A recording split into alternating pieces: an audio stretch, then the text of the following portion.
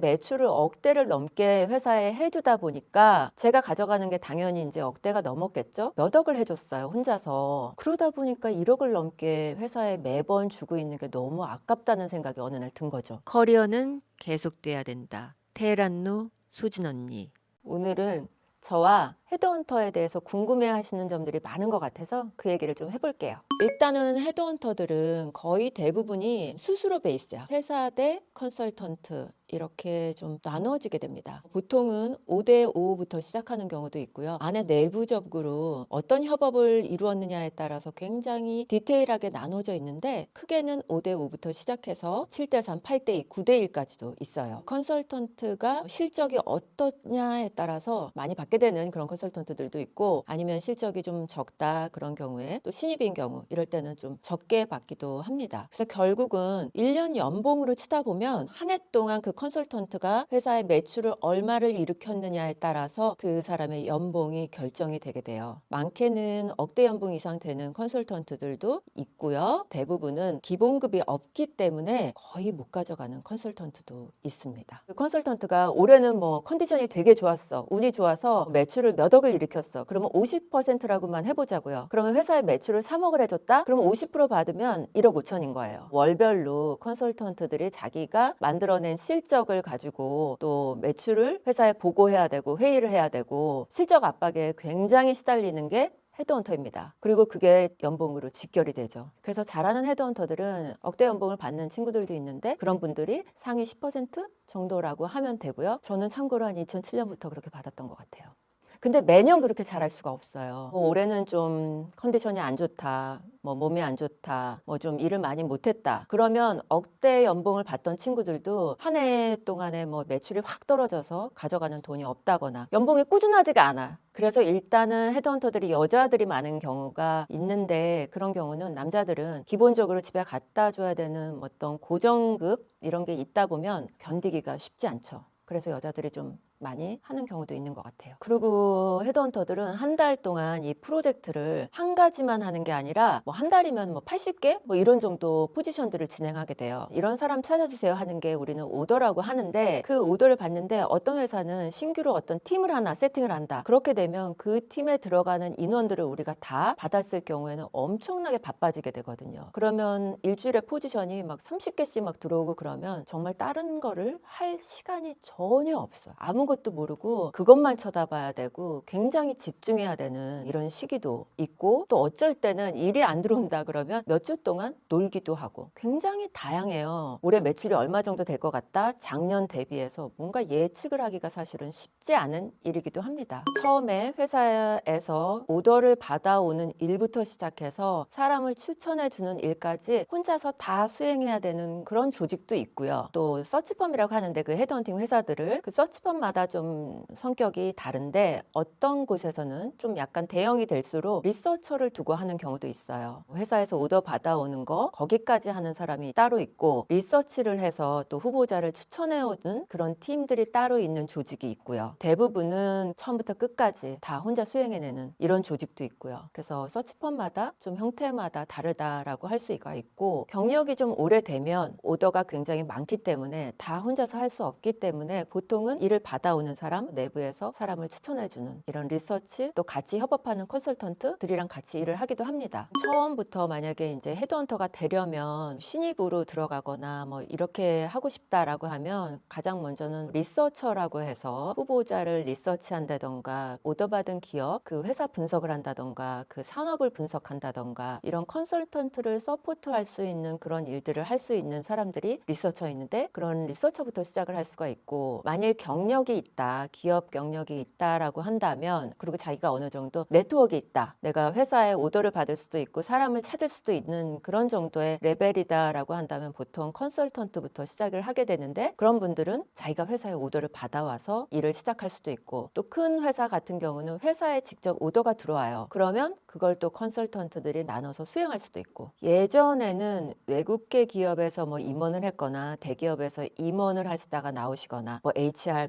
마케팅, 영업 뭐 이런 분들이 나 어느 정도 기업에 대해서도 잘 알고 인맥도 있다라고 시작을 해서 서치펌에 오셔서 일을 하기 시작한 경우가 많이 있어요. 그리고 요즘은 저희 같은 서치펌을 활용하는 기업들이 예전에는 외국계 기업부터 시작했다고 하면 대기업, 중견기업, 뭐 중소기업, 스타트업, 신입사원까지 의뢰를 하는 경우가 많기 때문에 서치펌들이 굉장히 많이 생겼고 성향에 따라서 대기업을 하는 기업, 중견기업을 하는 기업 이렇게 좀 많이 나눠져 있기도 하고 산업별로 IT를 많이 하는 회사, 반도체를 하는 회사라든지 뭐 비서만 뽑는 회사라든지 뭐 이렇게 또 분류가 되어 있기도 합니다. 저는 경영학을 학부에서 공부하면서 휴먼 리소스라는 이제 과목을 들었는데 그때 이게 뭘까? 너무 재밌는데 이런 과는 내가 경험해 본 적이 없는데 라는 호기심을 느끼게 되었고 제가 미국에서 공부했었는데 그때 당시에는 보통 마케팅이나 파이낸스 뭐 이런 걸 공부할 때란 말이죠. 아무도 HR을 공부하는 사람이 없었는데 미국에서는 휴먼 리소스가 굉장히 중요하다라고 해서 기업마다 굉장히 중요하게 생각하고 막 붐이 일고 있었어요. 근데 한국을 살펴보니까 그런 공부하신 분들이 거의 없는 걸로 알고 있었고 또 이걸 공부하고 나면 굉장히 귀한 사람이 되겠다라는 생각을 해서 무조건 HR로 석사를 하자라고 했었고 HR을 공부하고 나면 할 수 있는 직업들은 보통 기업 인사팀에 가서 HR 업무를 하던가 혹은 또 HR 컨설팅 펌에 가서 컨설턴트가 되거나 아니면 헤드헌터가 되거나 뭐 여러 가지 방향이 있었는데 저는 사람 만나는 거 좋아하고 매번 새로운 직무, 새로운 사람을 만날 수 있는 헤드헌터를 해야 되겠다라고 마음을 먹고 HR을 공부하면서 졸업하고 헤드헌팅을 하게 됐죠. 대한민국에서 그때 당시에는 HR 석사를 그것도 해외에서 공부하고 헤드헌터가 된 사람은 저밖에 없었어요. 대기업에서 벌써 졸업하기 전부터 우리 회사로 오라 이러는 오퍼들이 굉장히 많았었는데 저는 오로지 헤드헌터가 되고 싶어서 한국에 오자마자 서치펌에 이제 갔죠. 나 헤드헌터가 되고 싶어요 라고 했는데 경력이 없어서 안 된다는 거예요. 3년만 어디 가서 경력을 쌓고 오라고 막 돌려보내시더라고요. 아니 나 돈 안 받아도 되는데 그냥 하겠습니다 라고 했는데도 안 된다고 만류를 하셔서 할 수 없이 다른 기업을 찾게 됐는데 그때 당시 생각을 해보니까 제가 외국에서 공부했으니까 한국에 인맥이 하나도 없잖아요. 대학교 인맥도 없고 아는 기업도 없고 어떻게 하면 빨리 그 데이터베이스를 쌓을 수 있을까라고 고민해 보니까 컨설팅 회사에 가면 많은 기업들도 보고 임원들이랑 같이 대화할 수 있게 되고 기업 분위기도 알 수 있게 되고 DB를 쌓을 수 있겠다라는 생각이 들어서 HR 컨설팅 회사 외국계 두 군데를 다녔습니다. 그래서 외국계 기업 임원들, 채용 담당자들, 인사 담당자들, CEO들 많이 만나서 데이터베이스를 확보하게 됐죠. 또 국내 기업에 가서도 국내 데이터베이스도 또 쌓고 그렇게 한 3년쯤 일한 다음에 이제는 내가 헤드헌터를 해도 되겠다 싶어서 컨설팅 회사 3년 다니고 헤드헌팅을 시작하게 됐어요. 그리고 첫날부터 저는 오더가 막 터져 나갔죠. 그럼요. 첫날부터 저는 그렇게 뭐 오더가 많았고 일단 제 베이스가 HR 컨설팅 펌이었기 때문에 HR 컨설팅 회사에서 사람을 찾는 그런 일부터 시작해서 또 보통 컨설턴트라고 그러면 좀 아시겠지만 그런 분들이 보통 기업이나 이런 데 또 중요 포지션에 가고 팀장 이상으로 가고 그러다 보니까 그런 분들 따라서 제가 대기업 뭐 인사팀, 전략기획 뭐 이런 쪽도 찾게 되고 또 그때 당시에는 기업에서 MBA 출신들, 뭐 컨설팅 출신들 뭐 이런 분들 많이 찾았는데 그런 해외파 인재들을 또 대기업의 어떤 중요 포지션들에 넣는 그런 일들을 굉장히 많이 했던 것 같아요. 그래서 베이스를 HR 컨설팅부터 시작해서 대기업 전략기획, 마케팅, 파이낸스, 뭐 인하우스 컨설팅 이런 쪽을 많이 하면서 발판이 되었죠. 제가 그렇게 컨설팅 쪽부터 시작해서 대기업들 중요 포지션들 하다가 그분들이 또 대기업에서 나오셔서 중견기업의 임원으로 가시게 되면서 따라서 중견기업의 임원 포지션들도 많이 하게 되고 또 밑에서 계속 올라오시는 분들도 같이 헤드헌팅들을 좀 연결해 드리고 하다 보니 또 스타트업에 또 많이 가시고 그러셔서 저는 그분들을 따라서 고객이 확장됐던 것 같아요. 그리고 제 최근에는 저희는 좀 스타트업들 임원 포지션들 많이 하고 있고요. 중견기업들 임원 포지션들 하고 있습니다. 근데 개인적으로는 저는 대기업 이런 포지션들보다 어떤 중견기업의 C레벨들이라든지 스타트업 임원 포지션들 하는 거를 가장 재밌어 합니다. 서치펌을 두 군데를 다녔었는데 첫 서치펌에서는 한 1년 좀 넘게 다녔던 것 같아요. 그분이 9시 출근해야 되고 그런 걸 너무 중요하게 생각하시는 분인데 저는 그렇게는 못하거든요. 그리고 헤드헌팅 회사 다니면서 뭐 9 to 6로 일할 거리가 아닌데 굳이 그런 걸 너무 강조하시는 분이라 정말 힘들게 1년 좀 넘게 버텼고, 그 다음 회사 간 조건은 나는 아무 때나 출근하고 아무 때나 퇴근할 거다. 그런 거에 관계없이 매출만 낼 거다라는 조건으로 그 회사에 갔었고, 두 번째 회사에서는 아주 즐겁게 매출 1위를 항상 찍으면서 만족스럽게 일을 했습니다. 거기서는 한 2년 정도 그렇게 다녔죠. 근데 제가 그렇게 하다 보니까 사실은 아까 말씀드린 대로 헤드헌팅 수수료가 회사 대 컨설턴트로 나눠져 있는데, 처음 제가 헤드헌팅 시작했을 때는 말도 안 되게 25%부터 시작했어요. 저희가 추천드려서 합격한 사람의 연봉이 5천만 원이다. 그럼 예를 들어서 회사가 20%를 수수료를 받는다고 하면 1,000만 원이잖아요. 그러면 1,000만 원을 그 서치펌이 받게 되는 거고, 거기에서 헤드헌터하고 회사가 좀 나누는 건데 25%면 250을 헤드헌터가 받는 거예요. 저는 그렇게 시작을 했었고요. 두 번째 회사에서는 40%로 올려받았어요. 그렇다 그러면 회사가 600을 가져가고 제가 400을 가져가는 거잖아요. 그런데 매출을 억대를 넘게 회사에 해주다 보니까 제가 가져가는 게 당연히 이제 억대가 넘었겠죠. 몇 억을 해줬어요. 혼자서 오더 받아서 서치까지 하는 것을. 그러다 보니까 1억을 넘게 회사에 매번 주고 있는 게 너무 아깝다는 생각이 어느 날 든 거죠. 아, 그 정도면은 내가 독립해서 사무실 차리고 사람 뽑아도 충분한 돈 아닌가, 이런 생각이 들어서 그렇게 몇 년을 하다가 어느 날 갑자기 이제 독립하게 된 거죠. 제가 독립한 거는 2008년도에 독립을 했으니까요. 굉장히 오래됐네요. 2008년부터 지금까지면 17년인가요? 오랫동안 살아남아 있네요. 아직 테헤란노에서. 저희는 다 지금 월급제가 아니고 다 성과급제이기 때문에 다 개인 사업자들이에요. 같이 일하는 파트너들이. 그래서 저희는 헤드헌터한테 수수료를 줄 때도 서로 세금 계산서를 끊습니다. 그래서 회사가 받고 이제 컨설턴트가 진행하면 거기에 대한 세금 계산서를 또 발행합니다. 정규직 직원을 만약에 필요하다라 그러면 비서 정도 필요할까요? 보통은 이제 그런 성과급 베이스로 가져가고요. 일 잘하는 컨설턴트들은 기본급을 받으려고 하지 않아요. 기본급 해봐야 얼마 주지 않는데, 그렇게 되면 성과급을 좀 약하게 준단 말이죠. 기본급 조금 주고 성과급을 좀 낮추는 이런 경우도 있고, 아니면 성과급을 확 높이는 경우가 있는데, 일 잘하는 친구들은 100% 성과급으로 가죠. 그래서 저는 한 번도 월급을 받아본 적이 없어요. 서치펌 일을 시작했을 때부터는. 그런 분들이 자체 회사가 없는 분들이 있기 때문에 또 어떤 회사를 다 내서 자기가 오더를 받고 이럴 수가 없잖아요. 그러다 보니까 어떤 뭐 제니 휴먼 리소스다 그러면 그 회사 이름으로 뭐 영업을 하던가, 아니면 이제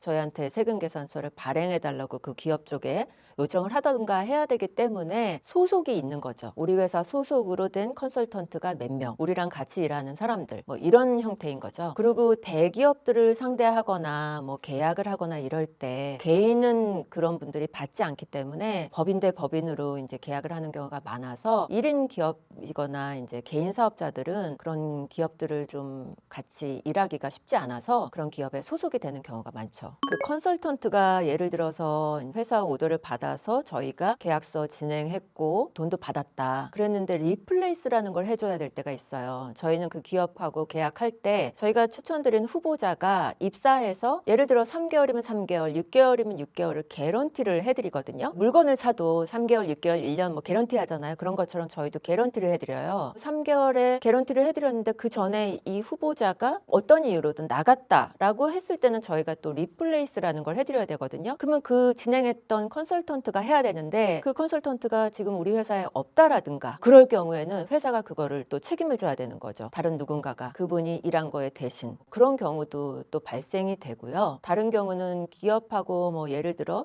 서치펌이 계약을 했고 사람도 입사를 했는데 그 회사에서 돈을 주지 않는다, 이런 경우도 있을 수 있겠죠. 물론 저는 그런 경우가 한 번도 없습니다만, 그럴 때는 또 회사가 책임지고 내용 증명을 보내든 뭐 어떻게 하든 또 수단도 한번 가리지 않고 회사 대표가 또 책임을 져서 그 돈을 받을 수 있게끔 또 조치를 취해줘야 되죠. 그런 경우도 많이 있다고 또 들었습니다. 그것도 굉장히 이제 케바케인데요. 보통 회사에서 이런 사람을 찾습니다라고 저희한테 오더를 주게 되면 저희는 일단은 그 회사에서 원하는 사람이 어떤 사람인지를 제일 먼저 파악해야 돼요. 경쟁사에서 오기를 원하는지 아니면 좀 그 같은 산업에서 오기를 원하는지 혹은 그 산업이 아니고 좀 새로운 시각이 필요하다. 산업은 필요 없고 조금 더 그 직무에 해당하는 다양한 산업에 있었던 사람을 필요로 하다. 이런 경우도 있거든요. 그게 파악이 되면 거기서부터 이제 시작을 하는 거죠. 경쟁자가 됐건 아니면 같은 산업이 됐던 아니면 다른 산업에서 찾던 저희 데이터베이스도 돌려보고 인맥으로 찾아보기도 하고 그 산업이나 그 직무에 맞는 사람한테 연락해서 추천을 받기도 하고요. 그때부터 온갖 네트워크를 동원해서 그 사람을 찾는데 집중을 해야 돼요. 그리고 중요한 건 그 회사에서 오더를 서치펌 한 군데에 단독으로 줄 수도 있고요. 단독 진행이라고 하죠. 그때는 그런 경우도 있고 동시다발적으로 뭐 3개에서 몇 군데까지 쓰는 경우가 있단 말이에요. 그러면 이거는 시간 싸움이에요. 오더를 받자마자 누가 빨리 그 적합한 사람한테 연락을 하느냐의 싸움이 되거든요. 그러면 서치펌이 3군데 5군데 붙었으면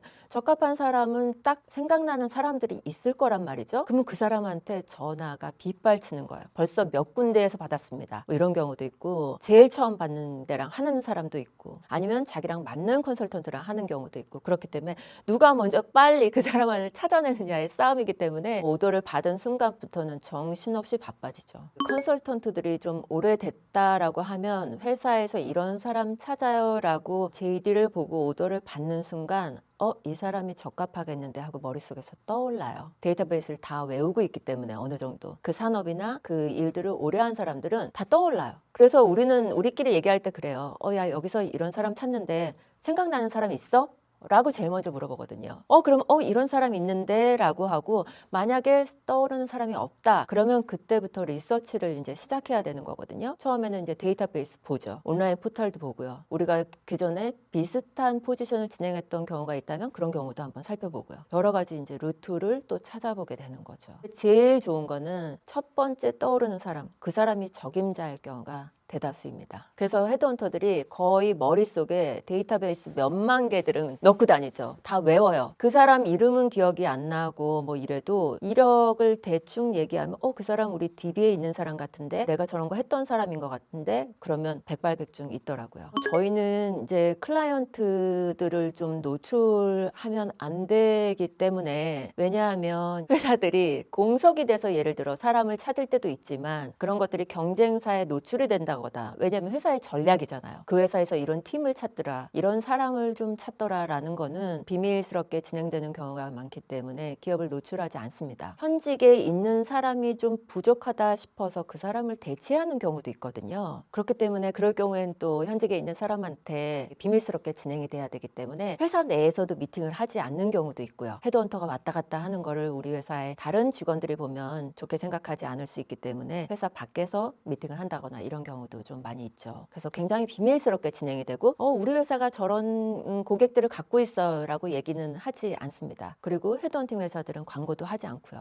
다 쓴다고 봐야 되죠. 거의 대기업들은 계열사까지 포함해서 대부분 서치펌을 쓴다라고 봐야 되고요. 예전에는 뭐 중요 포지션, 핵심 인재, 임원들 레벨만 했다 그러면 지금은 거의 뭐 대리급부터 시작해서 다 찾는다고 보시면 되고요. 외국계 회사들은 신입사원 뽑을 때도 서치펌을 활용합니다. 서치펌의 고객이라 하면 이 회사에서 오더를 주는 그런 분들이 고객이고요. 이 후보자라고 하는 내가 이력서를 내는 이런 사람들은 사실은 고객은 아니에요. 그래서 이력서를 제가 내는데 제가 헤드헌팅 회사의 고객인가요? 라고 하면 엄밀히 말하면 고객은 아닙니다. 정확하게 얘기하면 그분들은 저희 서치펌의 헤드헌터의 데이터베이스가 되는 거예요. 그래서 그런 데이터베이스들이 쭉 쌓여서 회사에서 이런 사람 찾아주세요 라고 했을 때 그 중에서 적합한 사람이 있을 때 저희가 뽑아서 활용하는 거거든요. 그래서 고객은 엄밀히 말하면 오더를 주는 기업이다 라고 생각하시면 좋을 것 같습니다. 그러니까 내가 이력서를 내고 나 이직을 하고 싶은데 회사를 찾고 싶은데 저를 위해서 일을 해주실 수 있나요? 그러면 헤드헌터들은 일을 할 수가 없어요. 저희는 개인을 상대로 일을 하진 않습니다. 기업과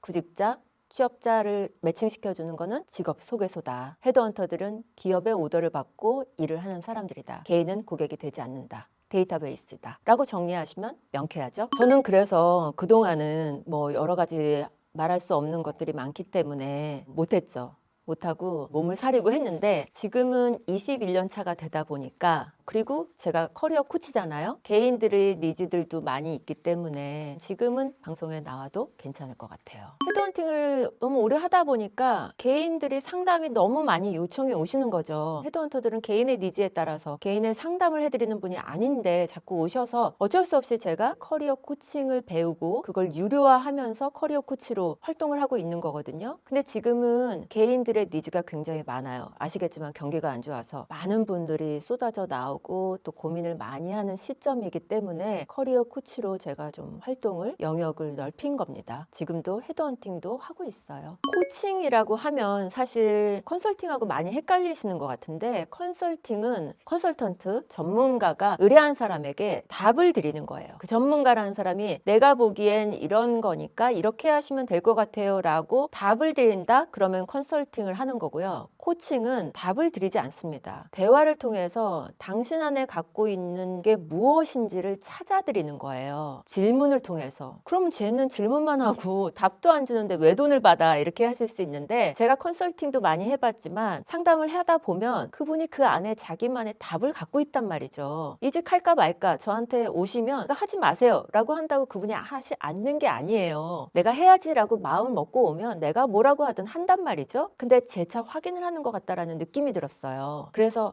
사람은 자기 안에 자기만의 답이 있구나라는 걸 알게 돼서 제가 코칭을 하게 된 거거든요. 그래서 저는 그게 정답이라고 생각해요. 누구 말을 참조는 할 수 있지만 결정은 자기가 한다. 그래서 저는 그 안에 명답을 좀 끌어내고 싶은 거거든요. 그래서 커리어 코칭을 하게 됐고 코칭은 답을 드리지 않지만 자기만의 명답을 끌어낼 수 있게끔 도움 드리는 거고 필요하다면 제 경험과 노하우를 전달 드릴 수는 있죠. 커리어 코칭 같은 경우는 내가 아무리 생각해보고 유튜브도 보고 자료도 찾아봤는데 답을 못 찾는 경우가 있어요. 어떻게 해야 되지? 정말 모르겠는데 이럴 때 있잖아요. 진짜 누구한테 물어보고 싶은데 주변에는 뭐 나랑 비슷한 사람들만 있고 어떤 조금 멀리서 아니면 다른 경험을 했던 사람한테 노하우 또 어떤 조언을 듣고 싶다? 그럴 때 커리어 코칭이 좀 필요한 거거든요. 그래서 주변에 적합한 분이 없다라고 생각하실 때는 소진 언니를 찾으면 되겠죠. 커리어는 계속돼야 된다. 테헤란로 소진 언니. 오늘은 헤드헌터와 나에 대해서 궁금해하시는 점들에 대해서 좀 이야기를 나눠봤는데요. 어떻게 궁금증이 좀 해소됐는지 모르겠네요. 더 궁금하신 점들이 있다면 언제든지 댓글로 남겨주시면 친절하게 또 말씀해 드릴게요.